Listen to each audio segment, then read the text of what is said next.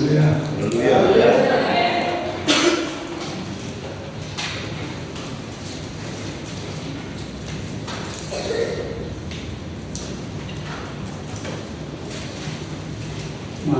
dengan pelajaran atau pengajaran sifat dan karakter iblis, dan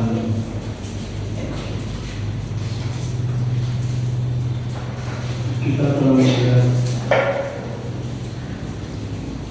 banyak orang Kristen yang telah dikalahkannya ketenangan sukacita,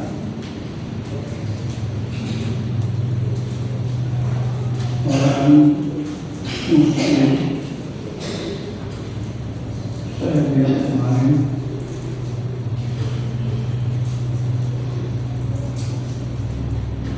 mereka berkata, luar biasa Tuhannya orang Kristen, luar biasa. Kita diberi mulut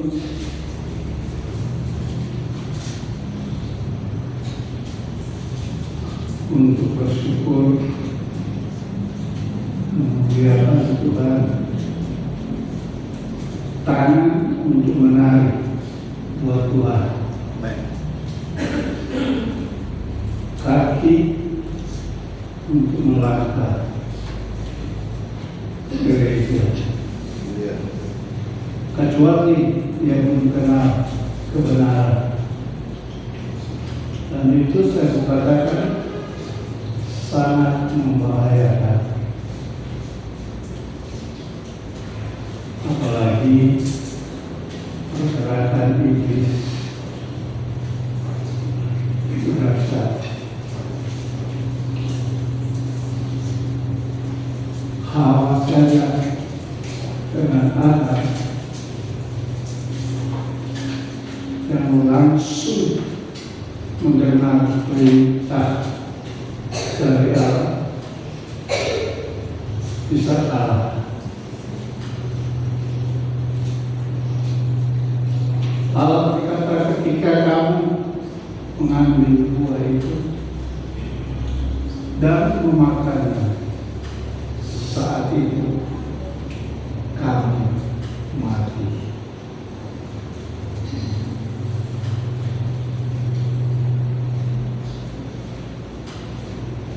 Dan benar, Hawa kalah.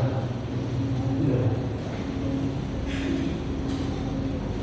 Dengan bujukan iblis, kalau kamu makan buah itu, kamu tidak mati, malah menjadi seperti Allah. Satu tipu, ya, akal-akalan ini yang sangat menggoda.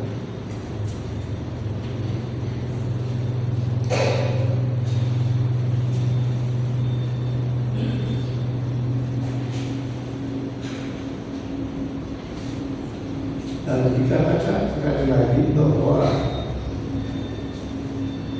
kerjaan iblis itu mencuri. Ya. Saya pun pernah lihat iblis melawan orang jemaat hamba Tuhan yang kerasukan setan. Saya sudah banyak kali. Ya.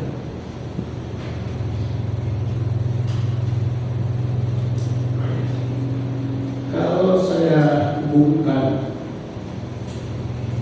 kitab Kejadian pasal 3, di mana Allah berkata, saat kamu memakan buah larangan itu,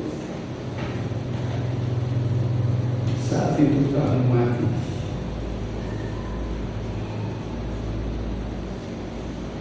Dan benar, sekali lagi,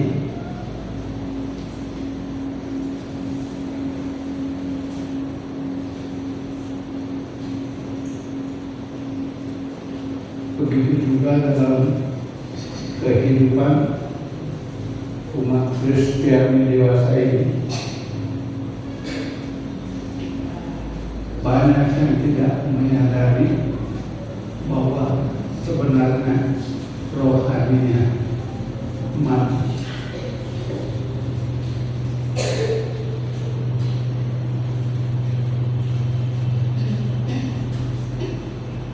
Tubuhnya kelihatan sehat, kuat,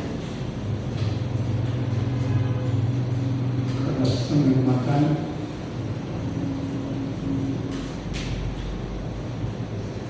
tetapi rohaninya mati.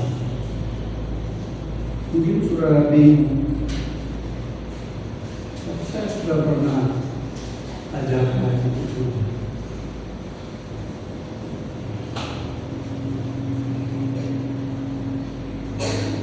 Kita baca Amsal 6 ayat 17.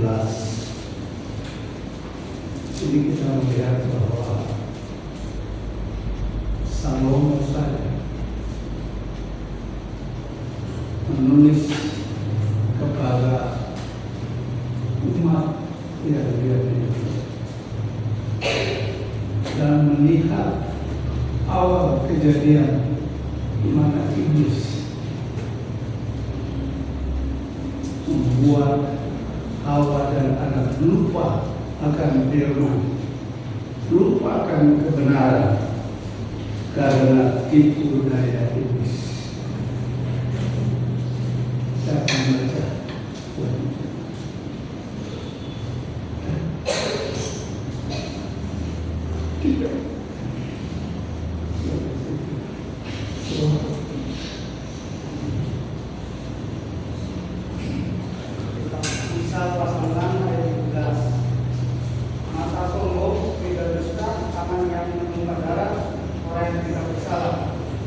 Ya.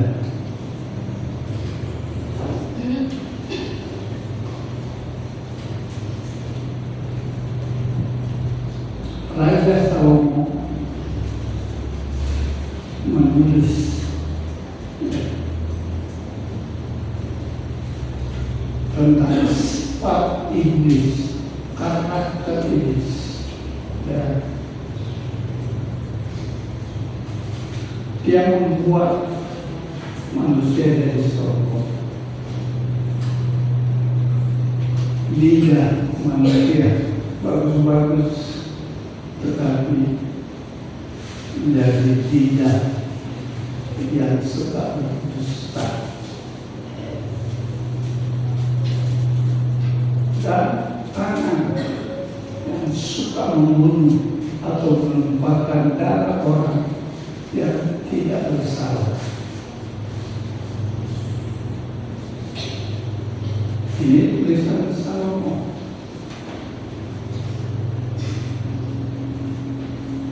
Nubuatan Yesus bahwa iblis membunuh orang-orang benar.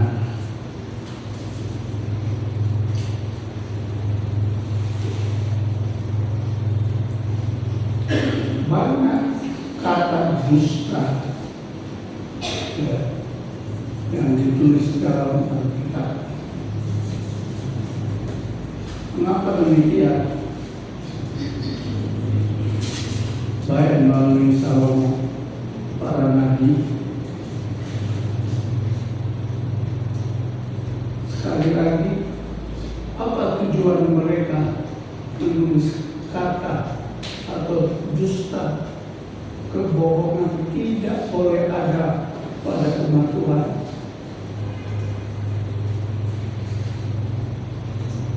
Sebab di dalam Wahyu 21, ya, Wahyu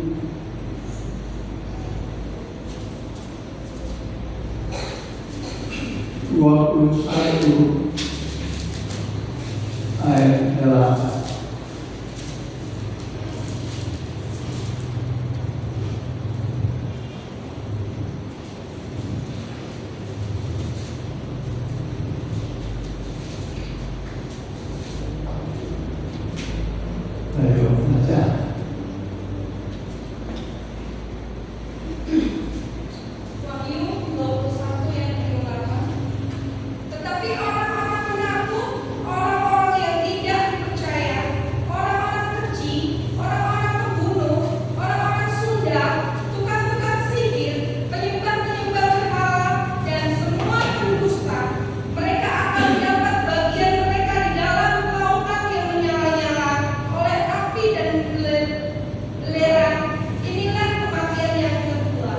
Ya, saya tahu, saya percaya. Baik Salomo sebagai raja nabi-nabi telah menulis banyak tentang firman Tuhan agar jangan suka berdusta. Mengapa? Sebab akibatnya api atau neraka. Ada lagu yang sudah saya masih kecil juga sudah ada yang berkata, jika mati mau ke mana? Surga atau neraka? Firman Allah tegaskan, orang-orang yang suka berdusta tempatnya dalam neraka.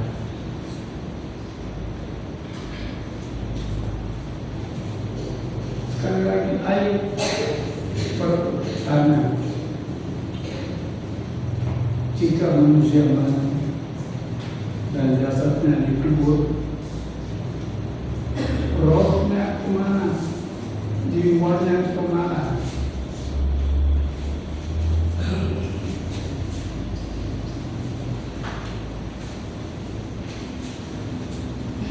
Jangan berpikir saudara, oh saya masih sehat.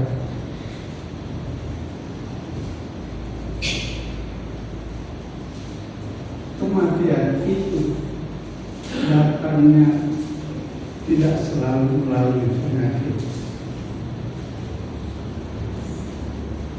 Ada yang lagi nonton robot, ada mereka lagi khotbah game. Udah. Ada yang sedang di kendaraan, sopirnya lagi bagus bawa mobil, kendaraan lain yang menabrak.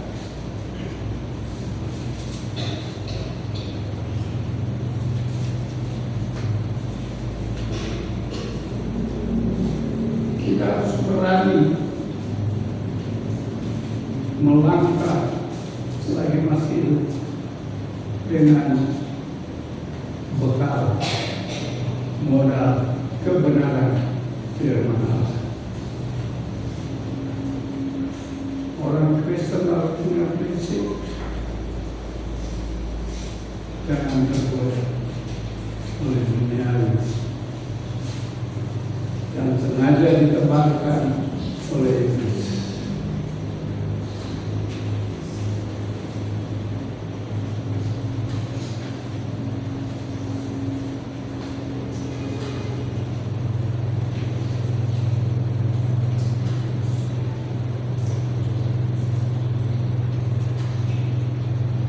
Saudara-saudara, kalau saya memperhatikan berita sekarang, khusus Timur Tengah, saya kalau mau terangkan panjang sekali, sedikit saja. Kenapa orang Israel hebat, berani berperang? Kenapa?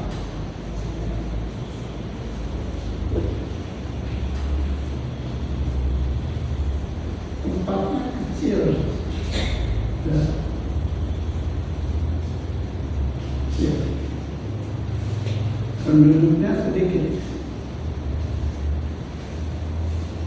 tidak sampai 10 juta.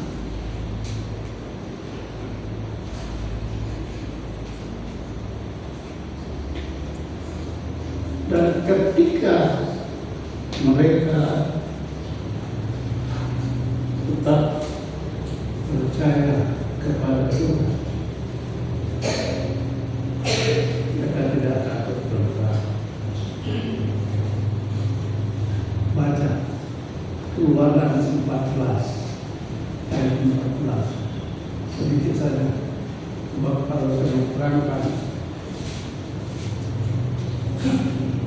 jauh, mungkin berminggu-minggu.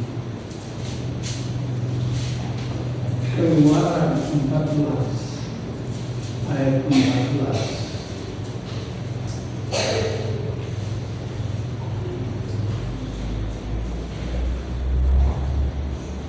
Tolong baca penyampingnya naik Keluaran 14 ayat 14. Tuhan akan berperang untuk kamu dan kamu akan diam saja.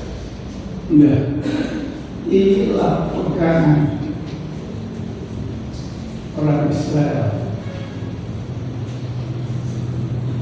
Sebab masih di Mesir, Musa dan Harun sudah berperang melawan Firaun, dan itu bangsa Israel melihatnya. Ketika mereka bebas,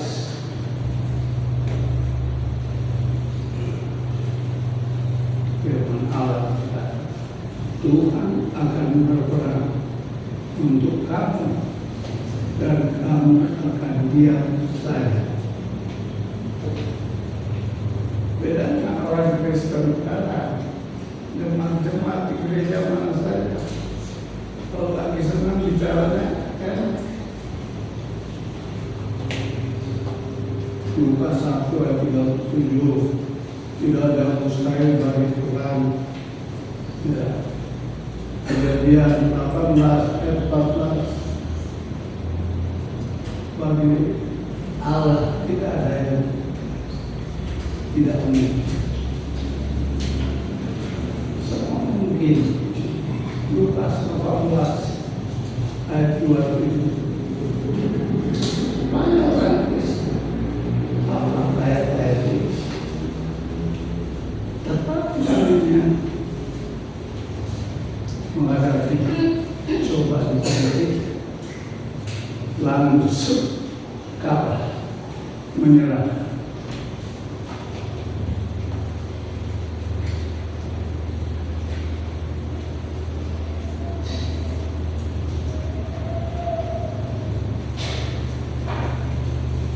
Dan mereka Allah buktikan. Coba baca Keluaran 14 ayat 25. Nyata kehebatan Allah. Itulah sebabnya ketika mereka menghadapi musuh, mereka berani.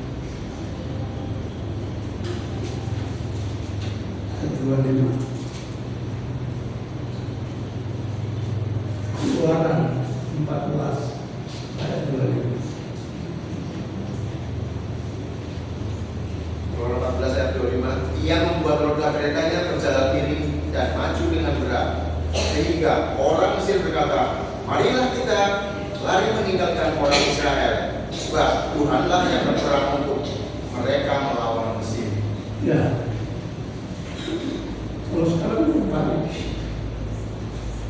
orang Kristen jika ada cobaan lari keluar. Ya. Kalau orang Mesir yang sedang mengejar orang Israel ketakutan, dan mereka akui Tuhan berperang dengan orang Israel melawan kita. Mari kita kembali, mari kita lari. Akhir zaman ini jangan heran kalau banyak orang Kristen kalah.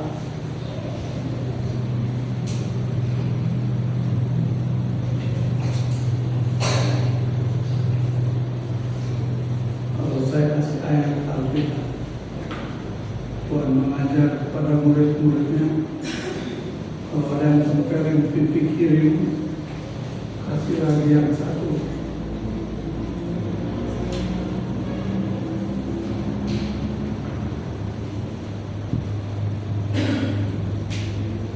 Saudara sanggup?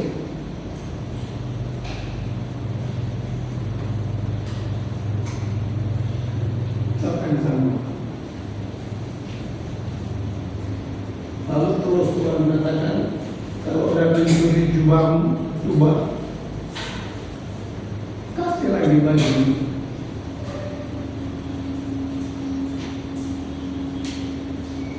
Dan itu menjurus kepada orang-orang tertentu yang memahami firman Tuhan, yang hatinya kaya dengan firman Tuhan.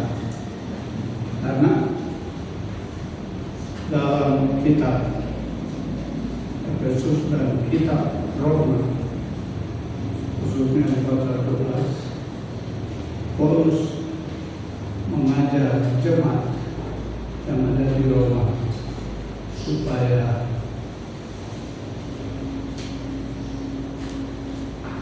jangan membalas kejahatan dengan kejahatan. Roma 12 ayat 17-18. Bahkan Paulus mengatakan, berdamailah dengan semua orang. Kalau sekarang orang Kristen bermusuhan, keluarga Kristen saling bermusuhan, masuk surga, masuk neraka.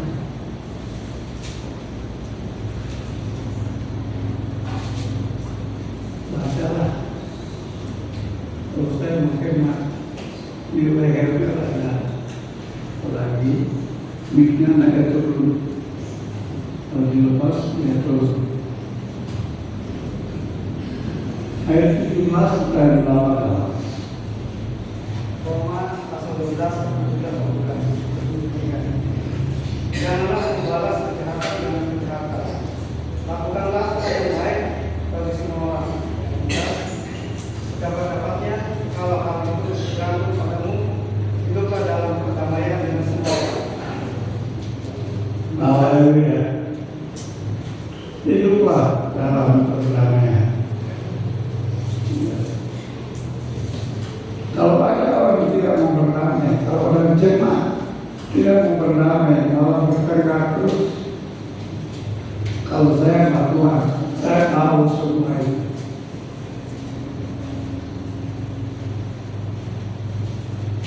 Sebab Yesus tidak suka melihat jemaat Losari damai. Dia tahu kelemahan ibu Kyoksian di tanah.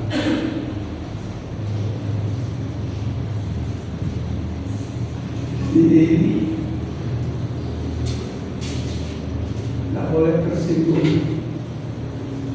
Dia pakai orang lain untuk menyinggung perasaan dia, maka meledaklah.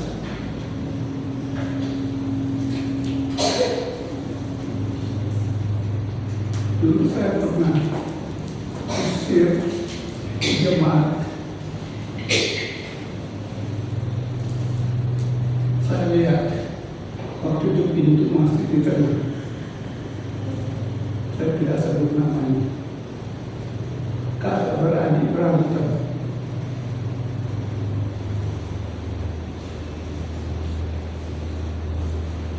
Keluar, saya suruh pulang ke rumah. Sebelum mulai sholat, mudah-mudahan dia sudah bertobat masuk surga, sebab orangnya sudah almarhum.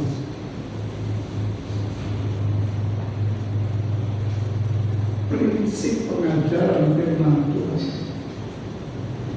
ialah baiklah dan alat untuk supaya kita damai satu dengan yang lain. Saya tidak terbiasa pergi dengan orang ini. Saya khotbah, saya kasih firman.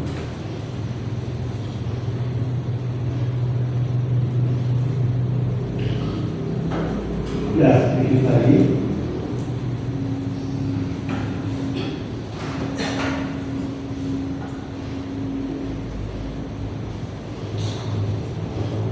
Amsal pasal 30 ini ayat yang terakhir. Angkas dan patut sekali ditiru oleh kita semua. Ya. Amsal Salomo pasal 30 ayat 7 dan 8.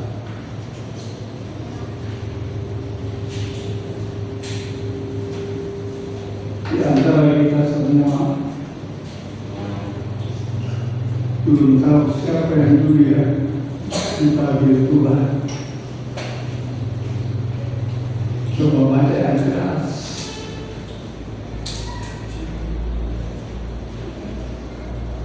Amsal pasal 30 ayat 7 sampai 8. Ini demikian. Dua hal aku mohon kepadamu, jangan itu kau tolak sebelum aku mati, yakni 8. Jauhkanlah daripadaku kecurangan dan kebohongan. Jangan berikan kepadamu kemiskinan atau kekayaan. Biarkanlah aku menikmati makanan yang menjadi bagianku. Nah, saya mesti baca. Saya mesti membaca yang bagus, yang jelas. Ayat 7, coba dibuka lagi. Saya di sini tidak buka, cuma ingat aja. Dua hal aku mohon kepadamu, yang mohon kepada Tuhan. Jangan itu kau tolak sebelum aku mati. Haleluya.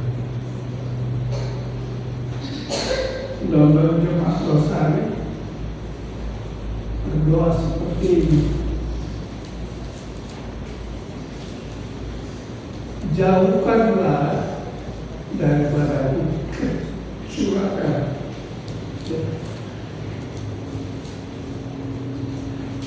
dan kebohongan atau dusta. Berarti dia sudah tahu ketika dia mati.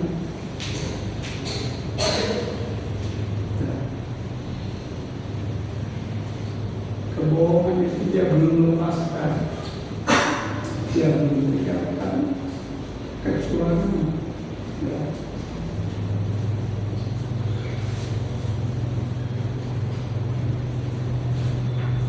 Jangan berikan kepada di bagian kedua kemiskinan atau kekayaan.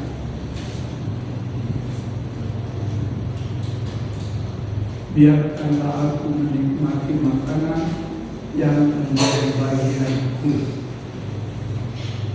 yang disiapkan Tuhan untuk saya. Sudah ada untuk saudara. Bersyukur dengan apa yang Tuhan berikan. Sebab ada di Tuhan baik. Kalau aku menjadi kaya, itu pada Salomo, raja-raja tinggal. Bahwa jangan sampai aku kaya lalu meninggalkan engkau, atau aku miskin lalu aku mencuri. Kalau kita jadi kaya, kita harus bersyukur. Kebetulan kita berikan kekayaan, bersyukur. Syukur. Sebab ketika kita tinggalkan dunia ini, semua tidak akan kita bawa.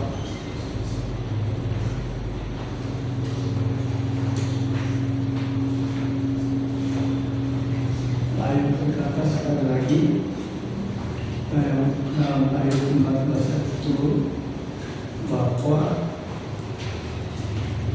tubuh ini berasal dari tanah.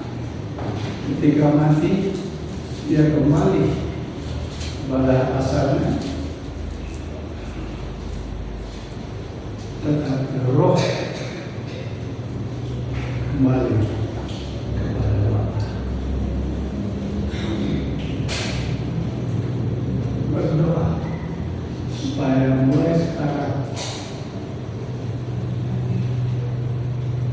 Amsal 30:78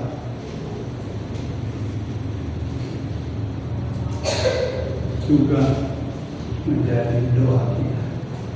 Kemarin suka curang, banyak berdusta, memutarbalikkan cerita yang benar jadi tidak benar. Berdoa kepada Tuhan seperti Agus di dalam Amsal 30. Maka ketika orang percaya, orang Kristen, bahkan siapapun, dia mati, dia banyak berdusta waktu hidup sama orang tua, suami, istri, sama anak. Waktu 21 dan bahwa mereka semua akan tinggal di luar api dan belerang. Bayangkan, mereka itu panas nggak? Pulang di rumah ambil korek api, coba bakar satu jari, sudah panas tidak?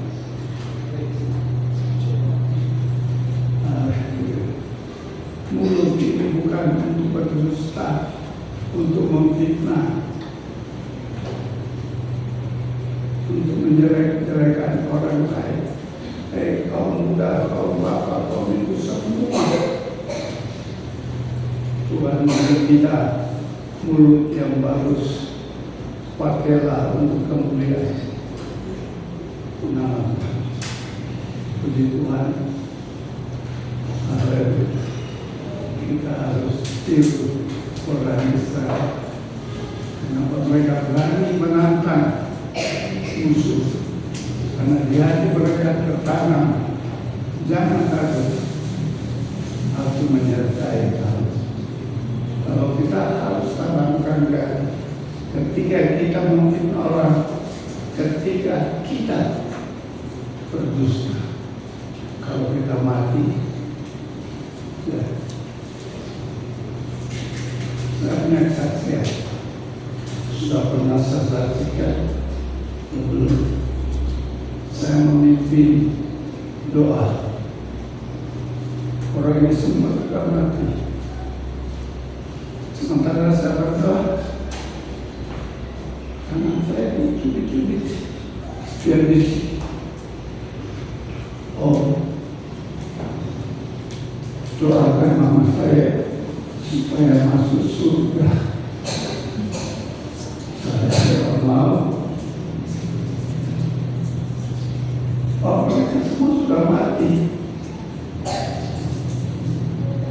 Lebih baik saya sebut saja almarhum Yusuf.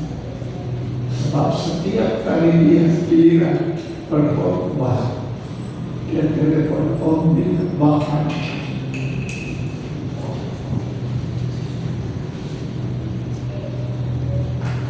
Siapa yang mendoakan kalau sudah mati? Terbaik hidup sebelum mati. Haleluya. Puji Tuhan.